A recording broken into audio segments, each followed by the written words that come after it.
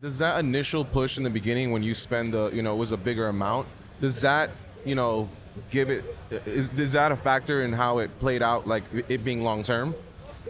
There's definitely some angle to that. There's this other creator in this kind of music marketing influencery space, or whatever the hell I am. Jend, you might have heard of him. Okay. I had him on my channel as well. Nice. His real name's Nico, but he goes by Independent Jend, and his strategy is a lot more aggressive than mine. Like, I will launch a campaign $35 to $50 a day if it's kind of like a reasonably big budget, and I might scale it up along the way. But he'll start campaigns at like $200 a day. Or $500 a day. So we have a little bit of a different approach. We both run ads the same way. He just gets way more aggressive in day one. And he believes that helps with the lifespan of the song a lot more. Get out of there, bro. Sorry. So, and it's hard to know the proof's in the pudding to a degree. He has over 3 million monthly listeners. Wow. So I think there's something to it, but he's also in this like EDM house music niche that I think lends itself really, really well to algorithmic playlists and radio. So I think there's some element of him being right. And I've seen that too. You pop off a song, get a nice leg in the first month.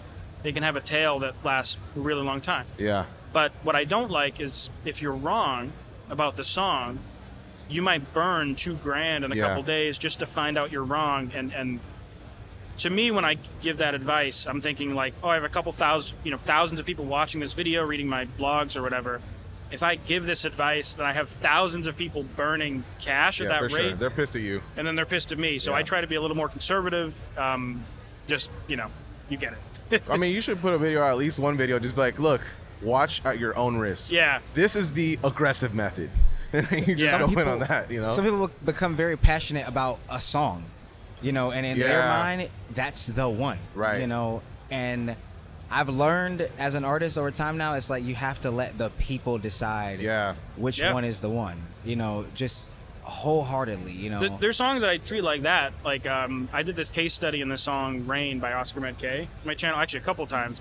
We started off it being like a $2,000 to $3,000 campaign. And we were running it at $35, $50 or something. Thank you. I appreciate that so much. Something's happening. Sorry. But sorry. The song did so well that eventually we had to the point where it's $200 a day, and we spent $20,000 promoting this song. Wow! But it was profitable. Yeah. We actually made money on the song. Like the artist, I think it has 8 million streams now, which just on Spotify alone, that is like between $20,000 and $24,000. Yeah, for sure. It was all tier 1 countries. Yeah. And then you also had the Apple, and then I think they ended up getting some sync for the song, so they profited. For sure. But we didn't go into it $200 a day or $300 a day, whatever we ended up hitting. We went into it with like 35, and then we kind of let ads manager tell us what kind of how it's doing. We saw the Spotify numbers get bigger and bigger and bigger and bigger. Yeah. So then it comes to a point where like, let's just dump cash onto this song and see what happens. Nice. That's what I like to do more than the super aggressive kind of approach. That's great. That's it's sick. the safest. Yeah, it's the safest bet. I mean, especially if the budget, if you don't have a budget and you're trying to do it, got to be a little more conservative with the spending. And then ultimately you won on what I feel like is the hardest platform for an independent artist to win on monetarily. Yeah. So to profit in the long term is like, that was a successful ad campaign. For sure. Yeah. For sure. It landed him a lot of other opportunities too.